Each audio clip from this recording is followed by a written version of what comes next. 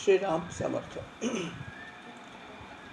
गुरुवारी आपण जे काही अध्याय पाहिले होते त्याच्यामध्ये जे काही आपण ऐकलं होतं त्यामध्ये महत्त्वाचा भाग असा होता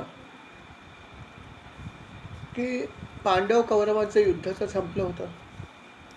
सर्व कौरवांचा नाश झाला होता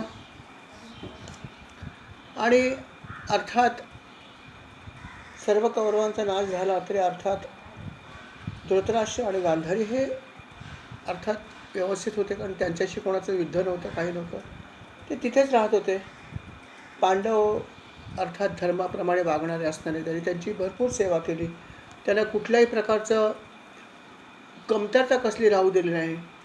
त्यांना माहीत होतं की आपल्या हातून आपल्या या सर्व भावांचा म्हणजे यांच्या पुत्रांचा नाश झालेला आहे. खूप मोठं चुकीचं काम झालं, अशी तर युधिष्ठिराची तर अशीच भावना होती की माझ्याकडून खूप मोठी चूकच घडलेली आहे, अशी त्याची तर भावना होती.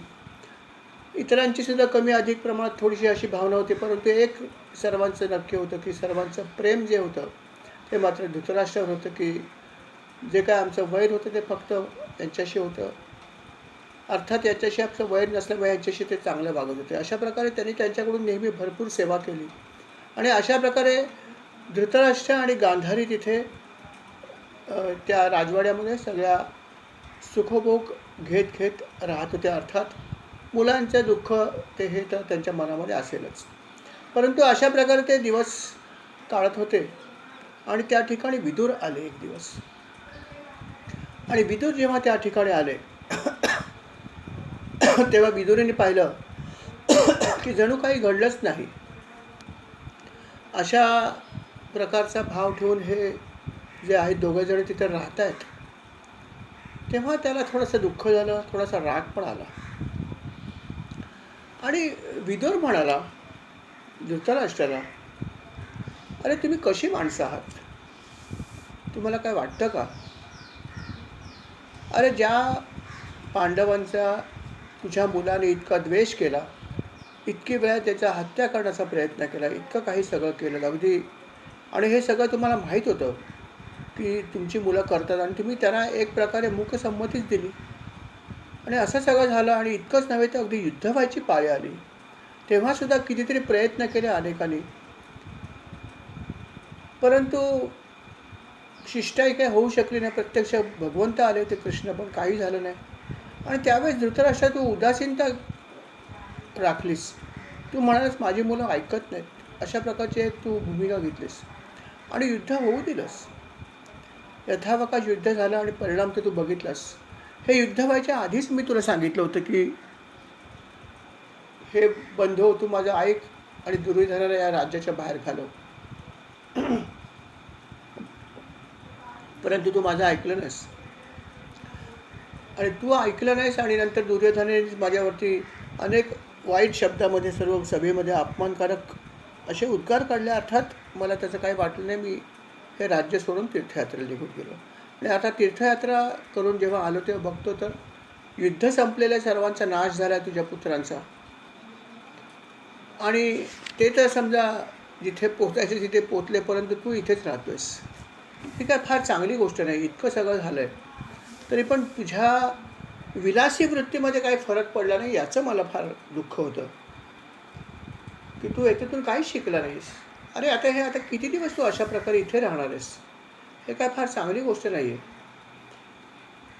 आणि अशा प्रकारे जेव्हा विदुराने उपदेश केला तेव्हा थोडंसं त्याला असं वाटलं, खरंच आपण बऱ्याच गोष्टी याच्या ऐकल्या नाही आहेत आणि खूप काही चुकीच्या गोष्टी घडल्या, त्याचं कारण स्वतः मीच आहे असं धृतराष्ट्राला वाटलं. आणि विदुर म्हणाला की आता तरी तू थोडं जागा हो, आता माझं ऐक. तेव्हा त्याने विचार केला, खरोखर विदुर हा काय साधा माणूस नाही आहे. त्याला माहिती होतं विदुर हा यमधर्मच आहे, दुसरा यमाचाच अवतार आहे, आणि मग याचं आपण ऐकायला पाहिजे असं त्याला म्हटलं. मग तो म्हणाला, बोल तुला काय म्हणणं आहे? तेव्हा तो म्हणाला, बघा आता काळ जो आहे हा सर्वांच्या डोक्यावर घिरट्या घालतोय, कधी येईल माहीत नाही. तेव्हा तुम्ही एक काम करा, आता हे सगळं सोडा आणि इथून वनामध्ये जा आणि तपश्चर्या करा, तीर्थक्षेत्रात जा आणि भगवंताचं नाम घेत तुम्ही तिथे राहा. आता हे करण्याची वेळ आलेली आहे. इथे जर तुम्ही याच्यापुढे अशा प्रकारेच या सर्व सुखांचा उपभोग घेत राहिलात तर तुम्हाला चांगली गती मिळणार नाही. आणि किती दिवस यामध्ये अडकून पडणार? वृद्धापकाळ आला तरी तुम्ही हे सगळं राजवाड्यातले सुख उपभोगत बसलाय. आणि तुम्हाला हे करताना कसं लाज शरम कशी वाटली नाही तुम्हाला? असं अर्थात तो सगळं म्हणाल ते धृतराष्ट्राला म्हणाला, गांधारीला काही म्हणाल नाही.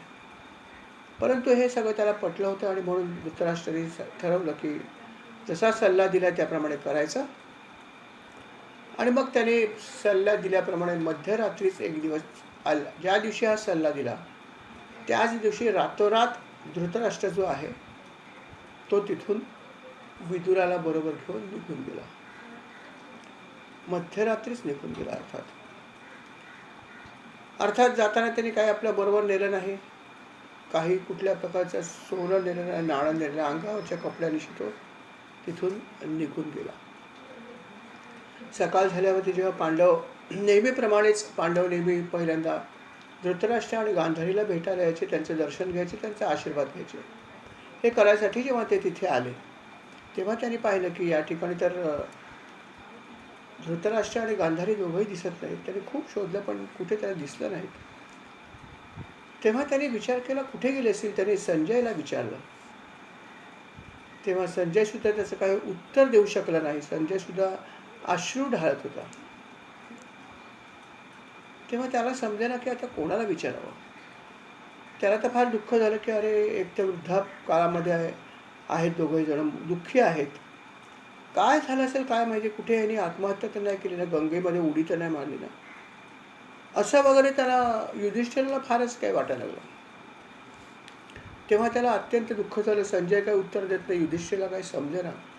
तो स्वतःच अश्रू ढाळायला लागला की म्हणे आता एवढे सगळे लोक तर माझे भाऊ गेलेच, शिवाय हे पण आता गेले, कुठे गेले माहीत नाही वगैरे वगैरे. तेवढ्यात देवर्षी नारद त्या ठिकाणी आले. नारायण नारायण म्हणे काय झालं बाबा, कशाला अश्रू ढाळतोयस? तुंबरू त्यांच्याबरोबर होतेच.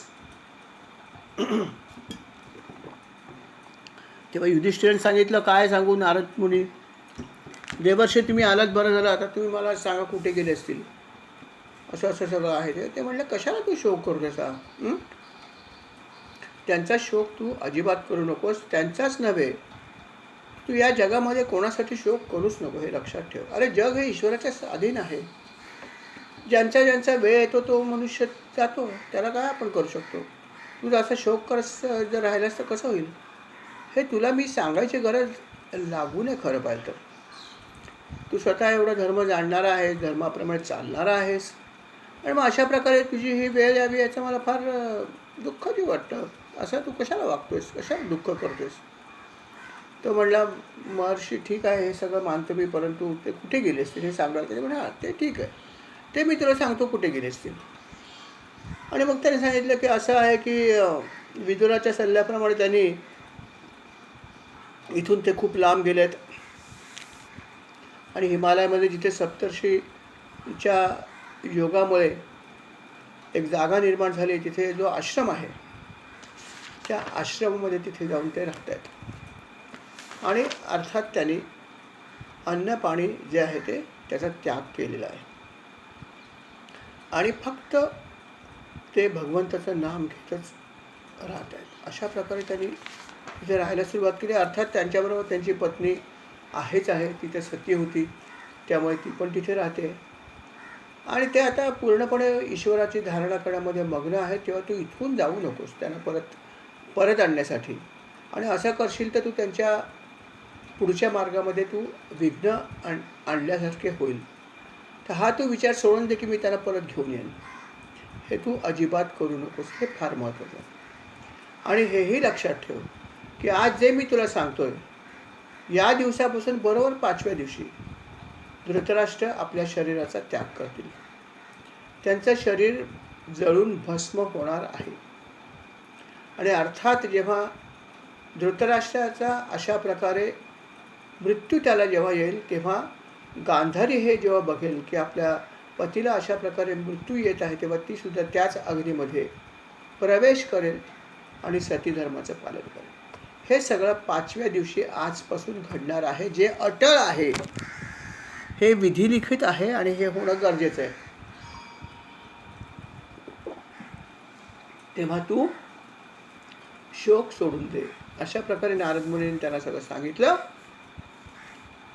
आणि मग तो तिथून निघाला आणि हेही सांगितलं की लक्षात ठेव की हे सगळं घडल्यावरती विदुर जे आहेत तुझे विदुर काका हे तिथून पुढे तीर्थयात्रेसाठी परत निघून जातील. अशा प्रकारे त्यांनी युधिष्ठिराला सगळं सांगितलं. आणि अर्थात युधिष्ठिराने शोकाचा त्याग केला. आणि मग नारद मुनी आपल्या यथास्थित आपल्या पुढल्या मार्गाकडे त्यांनी प्रयाण केलं, नारायण नारायण म्हणत. आणि मग ते पुढे गेले. त्यानंतर पुढे काय झालं हे आता आपण आजच्या या भाग क्रमांक 11 मध्ये ऐकूया. श्रीराम समर्थ. श्रीराम. श्रीराम. सर्वांना आवाज माझा ऐकू येतो का एकदा सांगाल प्लीज.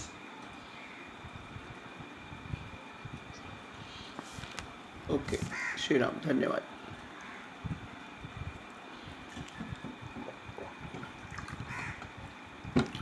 श्रीराम समर्थ. भाग क्रमांक 11.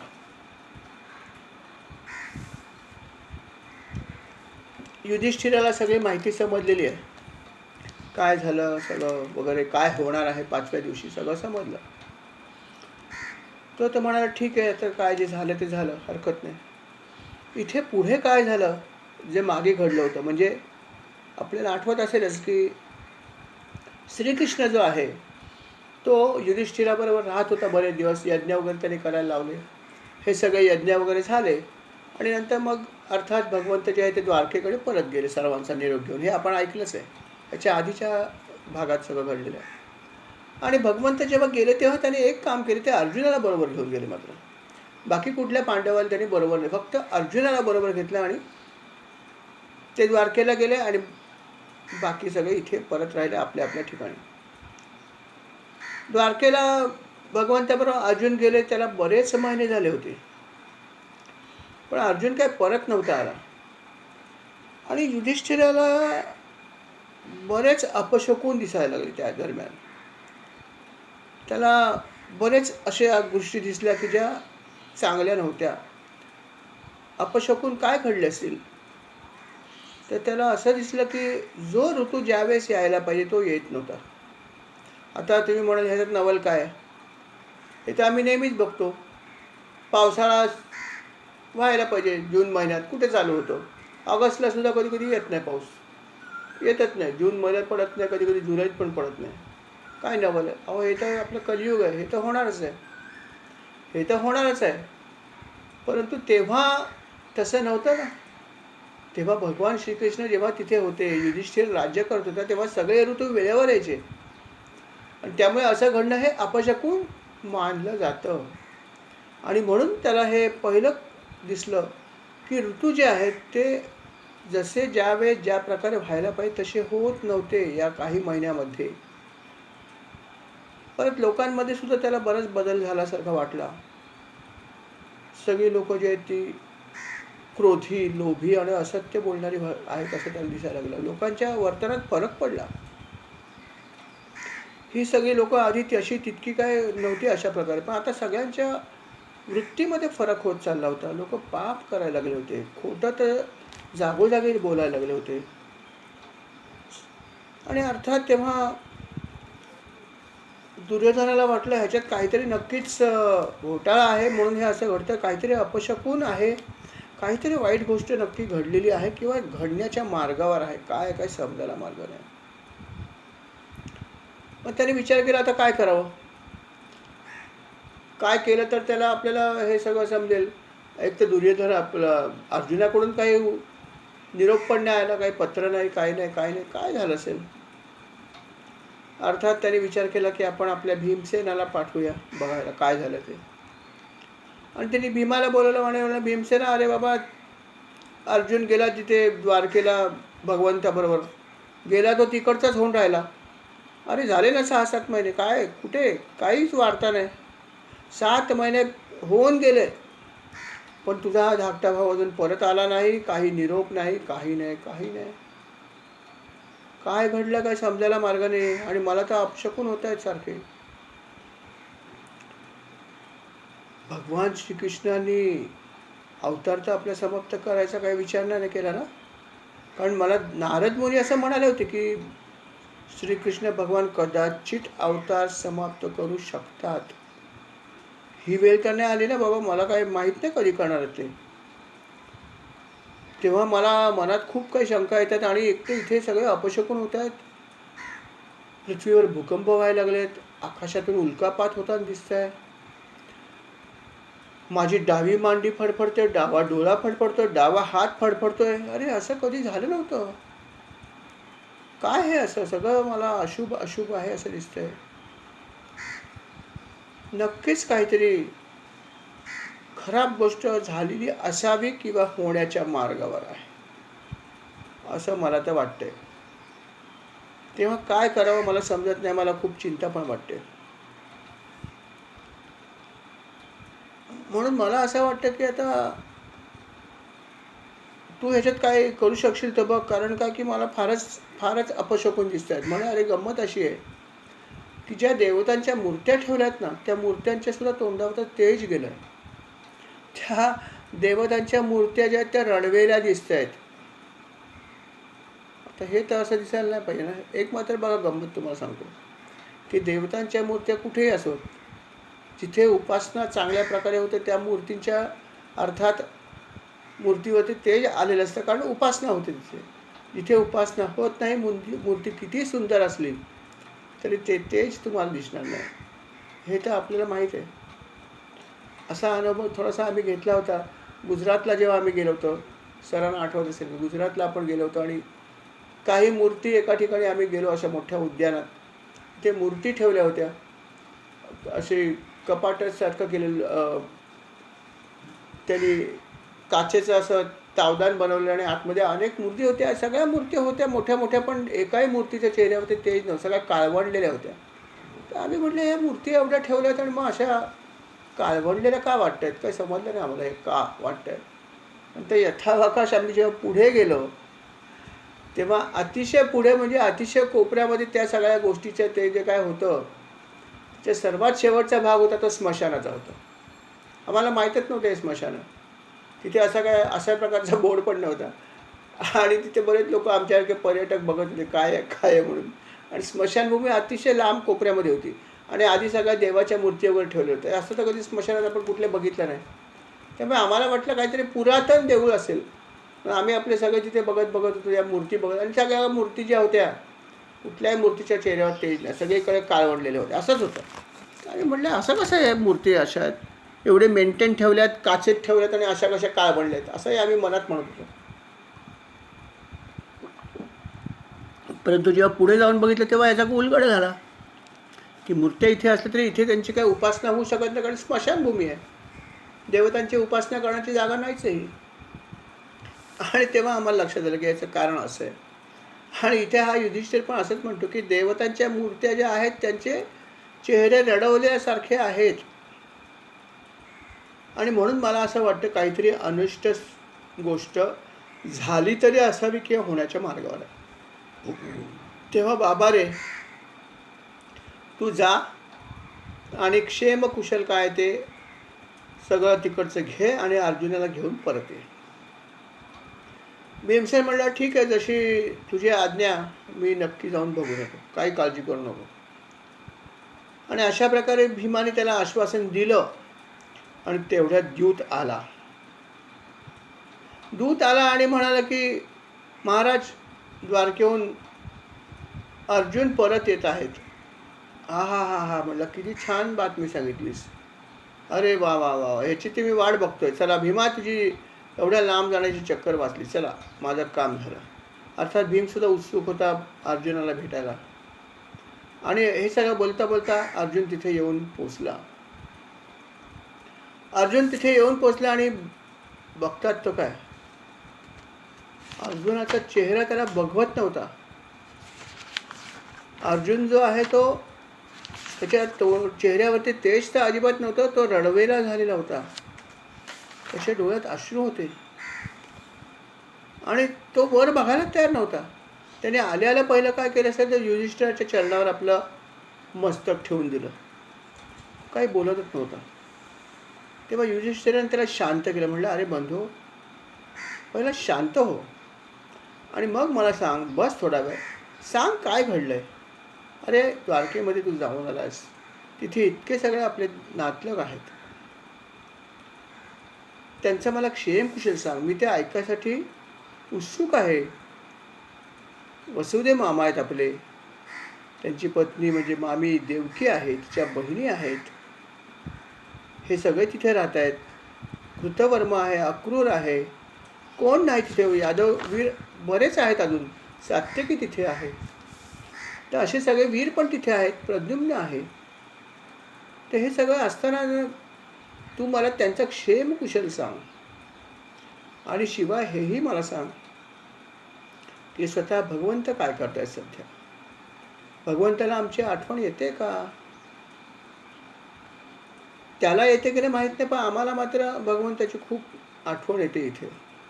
म्हणून तू आम्हाला पहिलं हेही सांग की भगवंत सध्या काय करतायत. भगवंताच्या राण्या 16,000 आहेत, त्या काय करतायत. या 16,000 राण्यांना भगवंताच्या चरणकमलाची सेवा करण्यामुळे न मिळणाऱ्या गोष्टींचा भोग मिळाला. जसं पारिजातक वृक्ष स्वर्गामध्ये होता, पण त्याला इच्छा निर्माण झाली सत्यभामेला की हा वृक्ष मला मिळाला, त्याची फुलं मिळाली तर किती छान होईल, ही त्याची इच्छा निर्माण झाली. भगवंताने तो इंद्राकडून हरण करून आणला, त्याचा पराभव करून आणला इथे आणि त्यांना आणून दिला. आणि याचं कारण काय की या सगळ्या राण्या भगवंताच्या चरणकमलाची सेवा करायच्या. अशा अनेक गोष्टीच्या स्वर्गामध्ये होत्या. जसे सुधर्मा नावाची सभा होती, ही पण त्यांनी स्वतः खाली आणली का, त्या राण्यांची इच्छा. ते हे सगळं राण्यांना का मिळालं, तर त्यांनी भगवंताच्या चरणकमलाची सेवा केली. तर असे हे भगवंत आता काय करतात हे तू मला सांग. आणि मला आणखीन एक गोष्ट सांग अर्जुना, की तुझ्या चेहऱ्यावरून तर सगळं असं दिसतंय की काही ठीक दिसत नाही, तुझं अगदी निस्तेज झालंयस. हे का घडलं?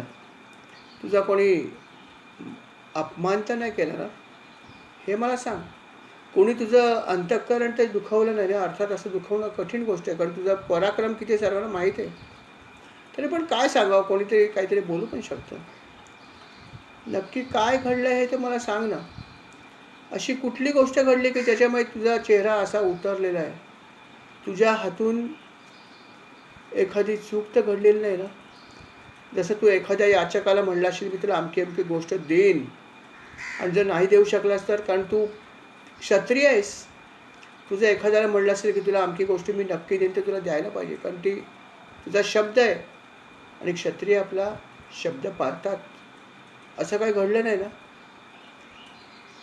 किंवा एखादी व्यक्ती गरीब, किंवा एखादी गोमाता, एखादा ब्राह्मण, एखादी स्त्री जर तुझ्या आश्रयाला आली असेल तर तिला आश्रय न देता तू झिडकारून तर लावलं नाहीस ना, कारण असं करणं पाप आहे. तू क्षत्रिय आहेस, या सर्वांना आश्रय देणं तुझं काम आहे. हे तर तुझ्याकडून घडलं नाही ना, कारण हे घडलं तरी पाप होतं, आणि पाप एकदा घडलं की घडलं, त्याला काय करणार. अजून पण काही गोष्टी आहेत, अशाही काही गोष्टी अजून आहेत, त्या पण तू केल्या नाहीस ना. मला अजूनही काही गोष्टीची भीती वाटते. त्यांनी अजून एक गंमतशीर गोष्टीचा उल्लेख आहे भागवतामध्ये. ते म्हणाले की तू समागमास अयोग्य अशा स्त्रीशी तर समागम केले नाहीस ना, हे पण त्यांनी सांगितलं. कुठली गोष्ट ठेवल्या नाही. बघा, युधिष्ठिर म्हणतो असं पण करता कामा नाही. तुझी पत्नी आहे, तू असं करायला कामा, असं जर केलं असेल तर हे पण चालणार नाही, हे पण पाप आहे.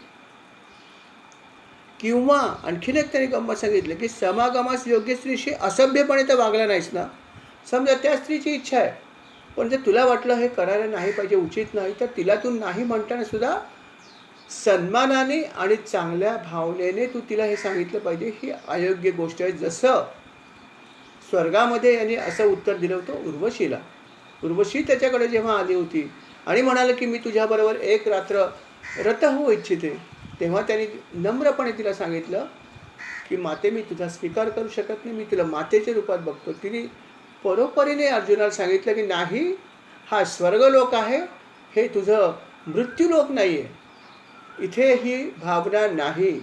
इथे तू एक सुंदर पुरुष आहेस आणि मी एक स्त्री आहे, मी अप्सरा आहे त्यात, त्यामुळे मला या गोष्टीचा काही नियम लागू नाही. तेव्हा तू माझ्याबरोबर एक रात्र रत राहा, ही माझी इच्छा आहे, हे तिने व्यक्त करून सुद्धा त्याने तिला नकार दिला, पण तो देत असताना अत्यंत नम्रपणे दिला, कारण तो त्याच्या मार्गावर बरोबर होता. पण नम्रपणे दिला म्हणून तो काय म्हणतो, की जरी समजा अशी एखादी स्त्री तुझ्याकडे आली की जी म्हणली की माझी इच्छा आहे, तरी पण तू तिला नकार देताना सुद्धा तिचा उपमर्द करता कामा नये. बघा किती मॅनर्स कसे सांगितलेत, की तुम्हाला नाही जरी म्हणायचं असलं, अयोग्य गोष्ट आहे, नाही तुम्ही जोरात म्हणाल, ए काय स्वतःला साणी समजते का? नाही नाही नाही. ती जरी गोष्ट अयोग्य असली तरी त्या व्यक्तीला सुद्धा तुम्ही नम्रपणे सांगितलं पाहिजे की ही गोष्ट अयोग्य आहे, मी ही करू शकत नाही, मला क्षमा कर. हे अशा प्रकारे वागलं पाहिजे. असं युधिष्ठिर म्हणतो, तुझा असं नशील वागला तर ती सुद्धा तुझी चूक असेल. अशा अनेक गोष्टी आहेत की ज्या तू बरोबर केल्या पाहिजे. जर नशा केली तर त्याचे तुला पाप लागू शकतो, त्याचं मग तुला सल लागेल. म्हणून तुला मी विचारतो, खोदून खोदून सांग, यातली कुठली गोष्ट घडली आहे? तू एकट्याने जेवणताना जेवलास ना? असंही कधी कधी घडतं की आपण जेवायला बसलो, अन्न कमी आहे आणि काही लोक येतात अतिथी, तेव्हा त्यांना टाकून तू जेवला नाहीस ना? बोल, काय केलंयस? असं काय घडलंय की तू अशा प्रकारे तुझी अवस्था झाली? मला सांग रे, मी राहू शकत नाही ऐकल्याशिवाय. मला सांग अजून काय घडलं असेल. किंवा असं तर घडलं नाही ना की श्रीकृष्णापासून तू दुरावलायस? मला तर असंच वाटतंय. कदाचित हे सगळं काहीच नसेल. तुझा जो प्रिय सखा आहे, कदाचित कृष्णापासून तू दुरावला असशील. कदाचित काय घडलं मला माहीत नाही, पण आता तू सांग, मला काही कर, मी राहू शकत नाही ऐकल्याशिवाय. अशा प्रकारे युधिष्ठिराने सुद्धा एक प्रकारे विलाप करत अर्जुनाला सांगितलं.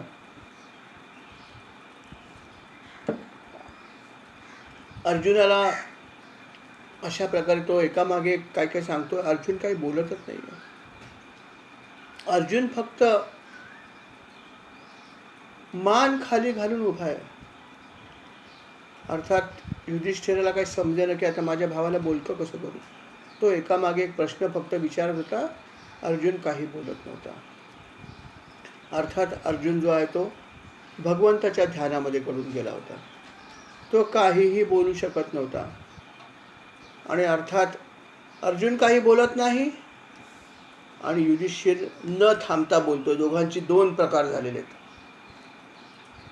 अर्जुनाला सतत हेच आठवतंय की भगवंताबरोबर मी काय काय केलंय, कसा भगवंत माझ्यावर रथ हाकायचा, कसा मी भगवंताबरोबर फिरायला गेलो, कशा प्रकारे भगवंत माझ्याबरोबर मित्रासारखे वागले, किती प्रेमाने वागले, काय केलं हेच त्याला आठवतंय. आणि म्हणून तो बोलू शकत नाही. त्याच्या डोळ्यातून अश्रूंची धार येते आहे.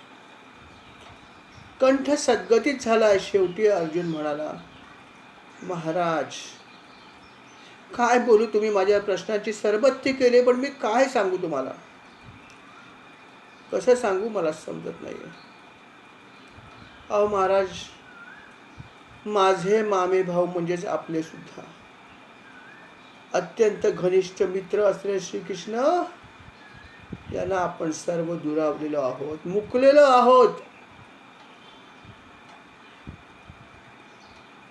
अहो असं घडलंय की काय सांगू तुम्हाला. कृष्ण लांब गेले आहेत. आणि इतकंच नव्हे तर जाताना अजून एक गोष्ट पण घडली हो. जाताना माझ्यातली सर्व शक्ती पण ते घेऊन गेले. मी शक्तिहीन झालोय. जसं प्राण निघून गेल्यावर शरीराचं काय शिल्लक राहतं, तसं माझं शरीर शिल्लक राहिलं, पण त्याच्यामध्ये जीव म्हणायला फक्त आहे. हे शरीर फक्त नावापुरती उरलंय. कारण भगवंत जे आहेत ते आम्हाला सोडून गेले आहेत. अहो या भगवंताच्याच सान्निध्यामुळे, या भगवंताच्याच प्रत्येक गोष्टीमुळे मी अनेक गोष्टी करू शकलो. अहो द्रौपदीचं स्वयंवर असो, हा मत्स्यभेद मी कसा केला, कसा करू शकलो. भगवंताने मला सांगितलं, जा लाव बाण आणि मार, चालव बाण. हे सगळं त्यांनी सांगितलं. आणि त्यावेळेस त्याच्या ह्या भगवंताच्या शब्दामुळेच मला ही शक्ती आली आणि मी हे सगळं करू शकलो. मत्स्यभेद केला, द्रौपदी प्राप्त झाली. अहो सर्व देवांचा पराभव केला मी. जेव्हा खांडवन अग्नीला पाहिजे होतं त्यावेळेस कोण देऊ शकत होतं? भगवंत म्हणे, अर्जुना हे तुझं काम आहे, अग्नीला तृप्त कर. कारण अग्नीला खांडवन पाहिजे होतं. कथा येईल पुढे ती यथावकाश, तेव्हा मी सांगेन परत एकदा. ते म्हणाले अग्नीला जेव्हा अशा प्रकारे खांडवन पाहिजे होतं, इंद्राच्या कब्जामध्ये होतं आणि इंद्र तर अर्थात देवांचा राजा. पण भगवंत म्हणाले जा, माझी आज्ञा आहे, मी तुझ्याबरोबर आहे, जा तू. आणि मग मी सर्व देवांशी युद्ध केलं आणि त्यांचा पराभव करून ते खंडवन दिलं. हे सगळं कोणामुळे घडलं? कृष्णामुळे घडलं. त्याच वेळेस मय नावाचा तिथे एक दानव पण होता, त्याला मी जीवदान दिलं, मारलं नाही, दया दाखवली आणि त्यांनीच ती मयसभा निर्माण करून दिली. पांडवांसाठी मयसभेचा माल बांधला. अशा प्रकारे हे सगळं कोणामुळे घडलं? केवळ आणि केवळ भगवंतामुळे घडलं, कृष्णामुळे घडलं. अहो, हा माझा मोठा भाऊ भीमसेन इतका शक्तिवान, 10,000 हत्तीची शक्ती या भीमसेनामध्ये होती. परंतु ही शक्ती असून सुद्धा जरासंधाचा वध त्याला करता येत नव्हता. त्याच्यासाठीची सुद्धा जी काही मदत आहे ती भगवंतानीच त्याला केली ना, आणि म्हणून जरासंधाचा वध होऊ शकला. अशा अनेक गोष्टी अनेकांकडून त्यांनी करवून घेतलेल्या आहेत. असा हा भगवंत. अहो, जेव्हा द्रौपदीचं वस्त्रहरण होण्याच्या मार्गावर होतं, आम्ही सगळे कौरवांचे दास बनून तिथे बसलो होतो, त्यावेळेस तिची लाज कोणी राखली? श्रीकृष्णाने राखली ना. आणि त्यावेळेस द्रौपदीचे केस मोकळे सुटले होते. त्यावेळेस प्रतिज्ञा करायसाठी सुद्धा शक्ती कोणी दिली मला? मी प्रतिज्ञा एक केली, भीमाने दुसरी केली. अशा सगळ्या गोष्टी करायला आम्हाला शक्ती कोणी दिली? कृष्णाने दिली. अहो, वनवासात गेल्यावर सुद्धा दुर्योधने तिथे सुद्धा आम्हाला किती त्रास दिला. दुर्वास मुनीने पाठवलं आणि 10,000 शिष्य पाठवले, जा जेवायला, दुपारी जेवायला जा, तेव्हा अन्न संपलं असेल. आणि तेव्हा सुद्धा कोण आला आम्हाला मदतीला? श्रीकृष्णच आले ना. त्याने द्रौपदीच्या थाळीमध्ये असलेलं फक्त एक भाजीचं पान खाल्लं आणि म्हणाले जा, आता सगळं जग तृप्त झालेलं. आणि खरोखर सगळे ऋषी जे येऊन भोजन करणार होते तिथूनच परत गेले. म्हणाले आमचा आशीर्वाद, आम्ही जेवणार नाही, तुला आशीर्वाद आमचा.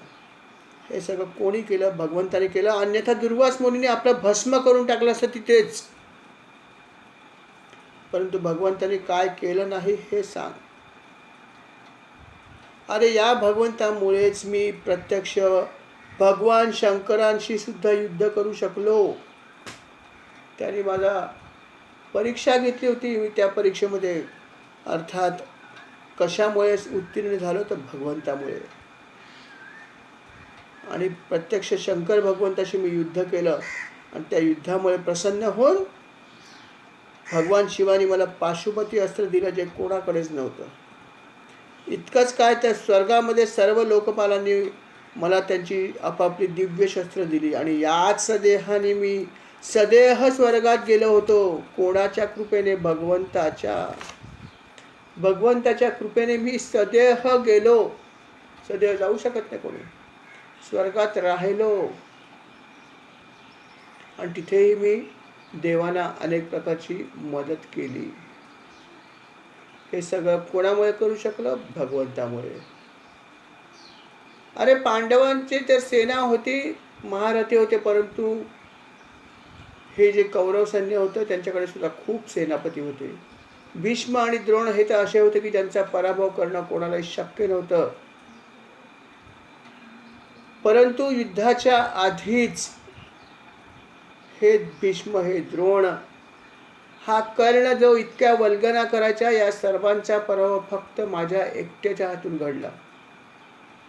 युद्धाच्या आधी जेव्हा विराट राजाकडे आपण सगळेजण होतो त्यावेळेस विराटाच्या सगळ्या गायी घेऊन जे आहे ते सगळे कौरव गेले होते. त्या सगळ्या गायी सोडवण्याचं काम मी केलं. त्यावेळेस सगळे महारथी होते आणि तो कर्णसुद्धा होता जो नेहमी वल्गना करायचा, दुर्योधनाला सांगायचा मी एकटा पुरेसा आहे, पण या सर्वांचा कर्णासह मी एकट्याने पराजय केला. ही एक खूप महत्त्वाची गोष्ट आहे की ही गोष्ट घडली खरोखर, की विराट राजाच्या गायी पळवून नेलं होते त्यावेळेस सगळे जे पांडव होते ते अज्ञातवासात होते.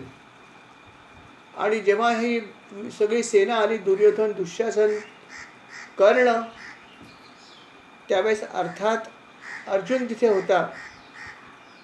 तो त्या द्रुपद राजाच्या मुलाच्या रथावर बसला होता. रथ हाकत होता तो बृहन्नडेच्या रूपामध्ये. आणि त्यावेळेस युद्धाची इकडे चालू झालं त्यावेळेस सगळं युद्ध हे बृहन्नडेच्या रूपातल्या अर्थात अर्जुनाने केलं आणि त्यामुळे सर्वांचा पराभव त्याने केला. भीष्म, द्रोण सगळे होते, कर्ण, सर्वांचा एकट्या अर्जुनाने पराभव केला. आणि भीष्म आणि द्रोण सोडून बाकी सर्वांचे जे आहेत ते मुकुट त्याने काढून घेतले आणि ते भेट म्हणून आणून दिले. हे सगळं त्यांनी युद्धाच्या आधीच केलं होतं आणि दाखवून दिलं होतं मी एकटाच तुम्हाला पुरेसा आहे, कोणाची गरज नाही आहे 5 पांडवांची. पण हे सगळं तो म्हणाला मी हे सगळं केलं पण कोणामुळे करू शकलो? भगवंतामुळे. भगवंताचा मला आशीर्वाद होता. भगवंताने मला सांगितलं जा तू कर कर, काय होत नाही. आणि जेव्हा अशा प्रकारे सर्व कौरवांचा त्यांनी पराभव केला तेव्हा दुर्योधन म्हणाला असा पराभव करणारा या जगात कोणी नाही आहे, फक्त अर्जुनच करू शकतो. पांडवच आमचा पराजय करू शकतात आणि म्हणून पांडवच ते असावेत. नक्कीच तेव्हा त्यांचं बिंग फुटलेलं आहे. त्यांना आता परत वनवासात पाठवा, कारण त्याचं अज्ञातवासाचं हे सगळं फुटलेलं आहे. आणि अर्थात त्याने ओळखलं, हे बरोबर ओळखलं, कारण काय की इतकी शक्ती कोणामध्ये नव्हती. पण त्याच वेळेस भीष्म त्यांना म्हणाले की घाई करू नका, दिवस मोजा किती दिवस झाले आहेत. अज्ञातवास फक्त 1च वर्षाचा आहे. तर माझ्या माहितीप्रमाणे अज्ञातवास पूर्ण होतो. ज्या दिवशी ही घटना घडली त्या दिवशी अज्ञातवास संपलेला होता, 1 दिवस आज झालेला. त्यामुळे पांडवांनी कुठल्याही प्रकारचा भंग केलेला नाही आहे ठरलेल्या गोष्टीचा. ते परत येऊ शकतात आणि ती गोष्ट बरोबर होती. पण हे जेव्हा घडलं तेव्हा 1 वर्ष बरोबर पूर्ण झालं होतं आणि कौरवांनी हे बरोबर ओळखलं की इतकी शक्ती कोणामध्ये असू शकते, फक्त पांडवांपैकी कोणीतरी एक असू शकतो. त्यातसुद्धा इतकं धनुष्य कोण चांगलं चालवणार आहे तर फक्त केवळ आणि केवळ अर्जुनच करू शकतो. आणि हे सगळं त्याला आठवतंय अर्जुनाला. तो म्हणतो की हे सगळं घडलं तेव्हा सगळं घडण्याचं कारण फक्त निमित्त मी होतो, माझ्या मागे भगवंताची शक्ती होती. हे सगळं कोणी घडवलं? हो, सगळं भगवंताने घडवलं, कृष्णाने घडवलं. मी फक्त नाम मात्र पुढे बसलेलो आहे. माझी काय एवढी शामत आहे, माझं काय एवढं पराक्रम आहे का? पण तो भगवंताने हे सगळं केलं. अहो इतकं मोठं युद्ध झालं, कितीतरी शस्त्र, दिव्य अस्त्र या रथावर टाकली होती, माझ्यावर टाकली, पण तिने मला स्पर्श केला ना. त्याचं कारण सुद्धा भगवंत होते. तर त्याने प्रूव्ह केलं शेवटी. आपण तर ही कथा ऐकलेली आहे की सगळं काही हे भगवंताने केलं होतं. हे अर्जुनाला नंतर समजलं. हे भगवंताने प्रूव्ह केलं युद्ध झाल्यावर. युद्ध झाल्यावर जेव्हा खाली उतरायची पाळी आली शेवटच्या दिवशी, 18व्या दिवशी, तेव्हा भगवंत म्हणाले की बाबा रे, आता पहिल्यांदा तू उतर. तेव्हा तो म्हणाला नाही नाही नाही, मान तुमचा आहे. जरी मी असलो म्हणायला या मालक, पण खरे मालक तुम्हीच आहात, तुम्ही पहिले उतरा. म्हणाले नाही, जे काय घडलं अगोदर ते विसरून जा, आज पहिल्यांदा तुला उतरायचं आहे. शेवटचा दिवस होता. आज्ञा दिली म्हणे माझी आज्ञा, तेव्हा उतरले. आज्ञा दिल्यामुळे अर्जुन रथातून उतरला. त्याच्यानंतर भगवंत म्हणाले आता मी उतरणार आहे. आणि त्याने एकदा वर बघितलं. वरती अर्थात कपिध्वज होता, हनुमंत तिथे बसले होते. भगवंताने जेव्हा त्याच्याकडे बघितलं तेव्हा हनुमंताने जय श्रीराम अशी एक जोरदार घोषणा दिली आणि तो अदृश्य झाला. आणि त्यानंतर भगवंत म्हणाले चला आता काम झालं, आणि मग उतरले भगवंत. भगवंत उतरल्यावर सगळा रथ दग्ध होऊन गेला. आणि मग अर्जुनालाच लक्षात आलं का भगवंत म्हणाले. भगवंत म्हणाले हा रथ कधीच दग्ध झालेला होता, केवळ माझ्या उपस्थितीमुळे हा रथ दग्ध होऊ शकला नाही. आणि वरती कपिध्वज बसले होते. हनुमंत, त्यामुळे हे रथ हा शिल्लक राहिला होता. आमच्या दोघांचं काम झालं, रथाचं काम झालं, म्हणून मी ते मारुतीरायाला म्हणलं जय श्रीराम भेटूया. त्यांनी तिकडे अदृश्य झाला, मी इथे उतरलो, रथ संपला. आणि अर्थात हे सगळं आता या अर्जुनाला आठवतं. म्हणलं अहो किती दिव्य ते माझ्यावरती अस्त्र फेकली होती, आपल्यावर फेकली होती, परंतु ती कुठलीही अस्त्र मला स्पर्श करू शकले नाही, कारण भगवंत. या भगवंताच्या सान्निध्यात, याच्या छत्रछायेमध्ये असल्यामुळे हे काहीच घडलं नाही. तर असे हे भगवंत. आणि मी असा माणूस की याला माझा सारथी बनवलं. खरंच काय म्हणावं मला, की अशा व्यक्तीला मी सारथ्य करायला दिलं. परंतु खरोखर त्याने मला सारथ्य नाही केलं, त्याने मला मदत केली नव्हे, मला मार्गदर्शन त्याने केलं, म्हणून मी हे सगळं करू शकलो. आणि असे हे भगवंत. यांना मी काय म्हणू, माझे कोण नव्हते ते. माझा मित्र होता, प्रिय नव्हे, माझा हृदयच होते. माझ्याकडे शब्द नाही आहेत भगवंताविषयी बोलायला, की ते माझे कोण ते सांगू शकत नाही. सांगण्याच्या पलीकडे, शब्दांच्या पलीकडे त्यांचं स्थान आहे. आणि अशा या भगवंताला मी कायमचा अंतरलो आहे.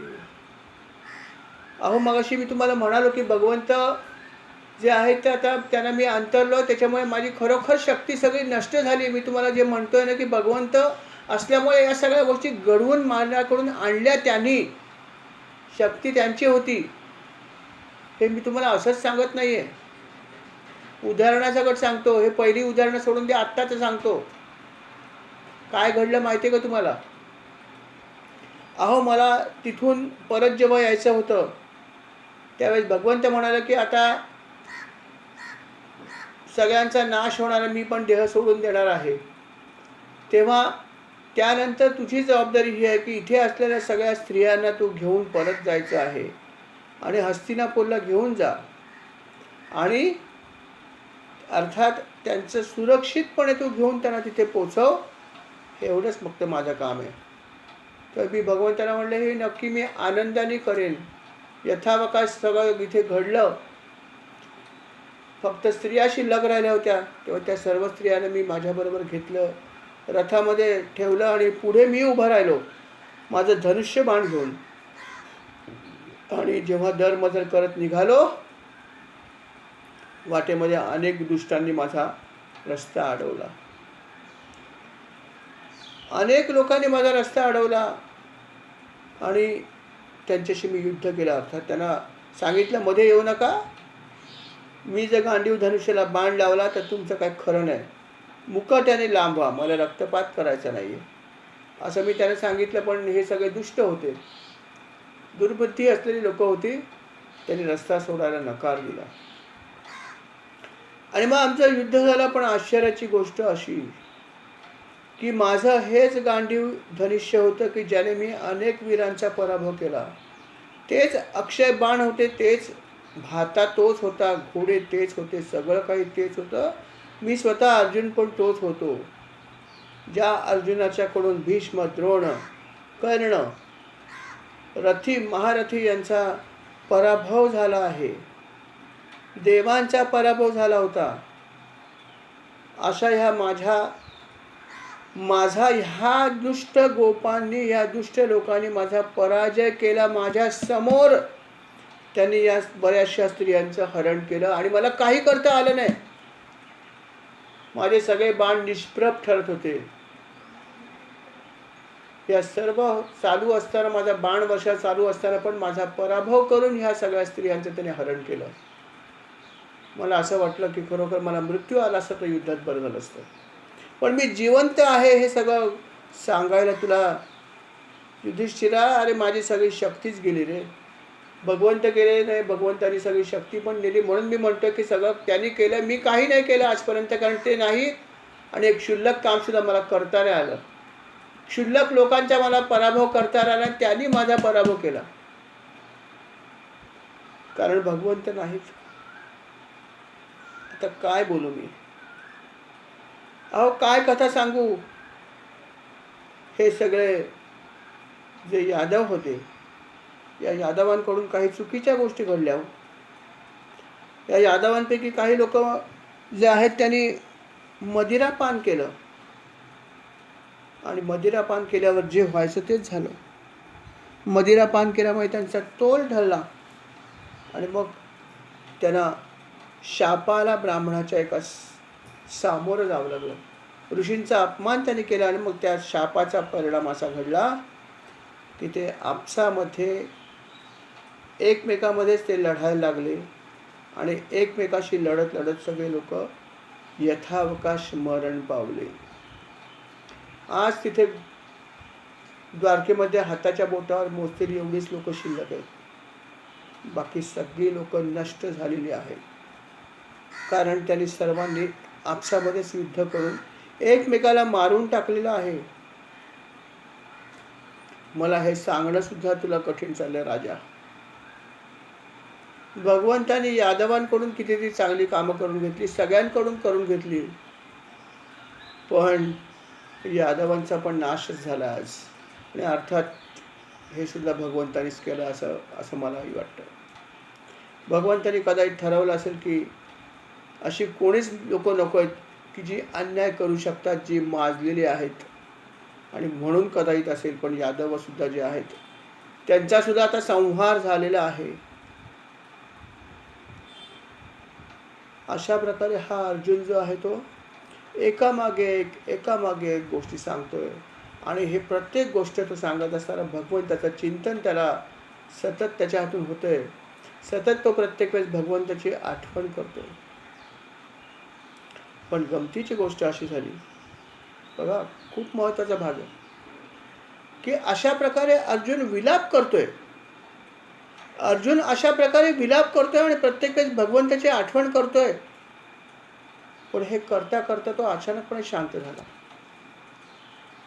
बघा, जेव्हा एखादा मनुष्य विलाप करत असतो, असं आपण अनेक वेळा बघतो की एखादी प्रिय व्यक्ती एखाद्या व्यक्तीची जेव्हा जाते तेव्हा ती व्यक्ती अत्यंत दुःखाने विलाप करत असते. त्या व्यक्तीचं नाव घेऊन घेऊन धाय मोकलीनं रडत असते आणि त्याचं दुःख कमी होत नसतं, दुःख वाढतच जात असतं. असं घडत असतं. म्हणून आपण म्हणतो नको नको, सारखं सारखं नको भेटायला जाऊया, सारखं सारखं दुःख निघतं. गमतीची गोष्ट इथे अशी घडली की कृष्णाचा ही सगळी आठवण तो काढत होता, सगळं काही सांगत होता. पण जेव्हा भगवंताचे अशा प्रकारे त्याने चिंतन केलं तेव्हा त्याची मनोवृत्ती शांत झाली. बघा, विलाप जरी केला तरी पण भगवंताचा विलाप केला आठवण करून, आणि भगवंताची आठवण करून विलाप केल्यामुळे त्याचा परिणाम असा घडला की त्याचं चित्त हे शांत झालं, निर्मळ झालं. त्याच्या बुद्धीमधले सगळे विकार पण नाहीसे झाले. आणि अर्थात हे सगळं घडण्याचं मुख्य कारण होतं की भगवंताच्या त्यांनी चिंतन केलं. आणि दुसरी पण एक गोष्ट घडली होती की भगवद्गीता त्यांनी प्रत्यक्ष भगवंताच्या मुखातून ऐकली होती. पण मधल्या काळामध्ये अनेक त्यांनी अशा काही कर्म केली की त्याच्यामुळे ह्या सगळ्या गोष्टीवर तो विसरून गेला होता. तो युद्धामध्ये सगळ्या गोष्टी विसरून गेला. काय भगवंतामुळे घडलं, काय झालं, काय नाही, काय उपदेश केला, सगळं विसरलं होता. पण आता त्याला या सगळ्या गोष्टीचं स्मरण परत झालं. जे भगवंताने त्याला ज्ञान दिलं होतं भगवद्गीतेतून ते पण त्याला स्मरण झालं.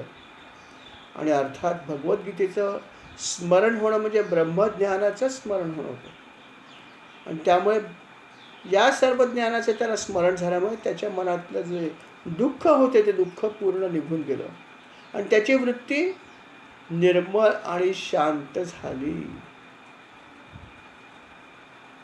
अशा प्रकारे ही गोष्ट घडली की विलाप करणारा हा अर्जुन बघता बघता सगळं सांगून सुद्धा नंतर मात्र अतिशय शांतपणे उभा राहिला, निर्मळ चित्ताने उभा राहिला. त्याचा विलाप बंद झाला. आणि युधिष्ठिर सगळं बघत होता की अर्जुनाची स्थिती येताना काय होती, आल्यावर काय झाले. आणि जेव्हा त्यांनी भगवंताचं हे सगळं सांगितलं आणि सांगून झाल्यावर तो स्वतः मात्र शांत झाला. कारण भगवंताचं चिंतन त्याच्या हातून घडलं. खरंच भगवंताचं चिंतनाला किती महत्त्व आहे बघा.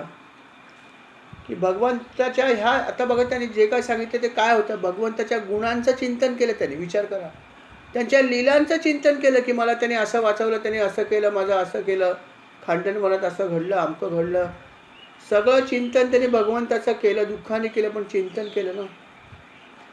म्हणून भगवंताच्या लीलांचं चिंतन जर आपण केलं, भगवंताच्या लीलांचं श्रवण जर आपण केलं, तर आपल्याला सुद्धा ही स्थिती कमी अधिक प्रमाणात प्राप्त होऊ शकते, जी अर्जुनाला प्राप्त झाली.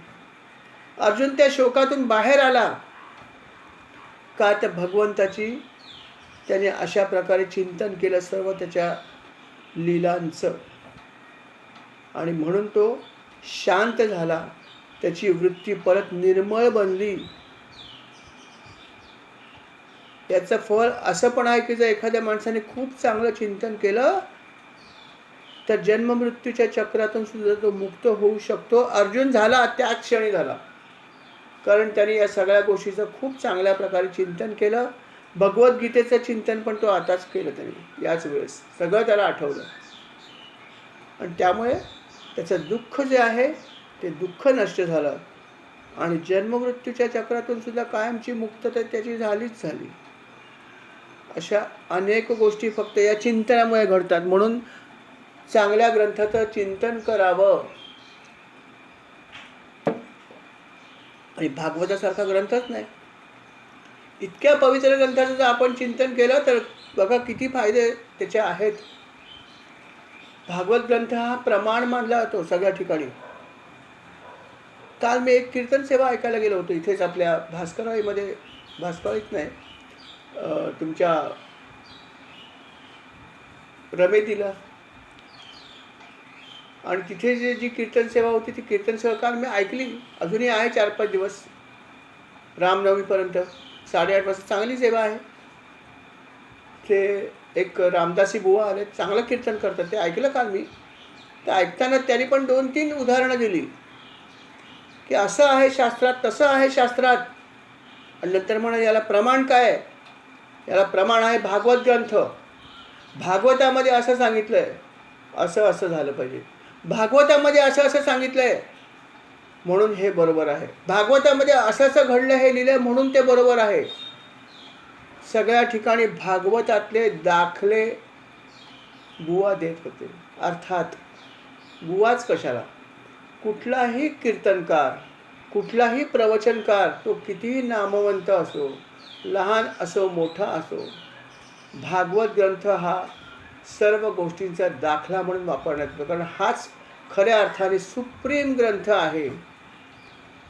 हा जर तुम्ही वाचलात, हा जर ऐकलात, तर ह्याचं ज्ञान जे आहे हे परिपूर्ण आहे. म्हणून भागवताला फार महत्त्व आहे. म्हणून आपण हा ग्रंथ ऐकला पाहिजे, आणि महाराजांच्या कृपेने आपण हा ऐकतो आहोत, त्याचं मनन करतो आहोत, त्याचं चिंतन करतो आहोत. किती कृपा आहे महाराजांची आपल्यावरती. अशा प्रकारे या सगळ्या गोष्टीचं चिंतन केल्यामुळे अर्जुन जो आहे तो तर दुःखमुक्त झाला, पण इतरांना मात्र थोडंसं दुःख झालं. इतरांना जेव्हा समजलं की भगवंत नाही, तेव्हा ते म्हणाले आता काय करायचं, आता काय करायचं आपण. युधिष्ठिराने शांतपणे ऐकलं. युधिष्ठिर स्थिर बुद्धी झालं लगेच, आणि युधिष्ठिराने लगेच निर्णय घेतला की आता भगवंत जर निघून गेले असतील, यदुवंश संपला असेल, तर आपल्याला आता स्वर्गात परत जायचं आहे, स्वर्गरोहण करायचं आहे. हा निर्णय त्यांनी लगेच घेतला, वेळ घालवला नाही. त्यांनी धृतराष्ट्रासारखं केलं नाही, चला राहूया काय फरक पडतं, जेवढे दिवस राजवाड्यात राहता येईल राहूया, नाही. त्यांनी लगेच निर्णय घेतला की आता इथून स्वर्गागमन करायचं. त्यांनी हा निर्णय घेतला, अर्थात पांडवांनी त्याला होकार दिला. सगळे पांडव हे त्याच्या शब्दाबाहेर नव्हतेच. हे वृत्त अर्थात कुंतीलाही समजलं.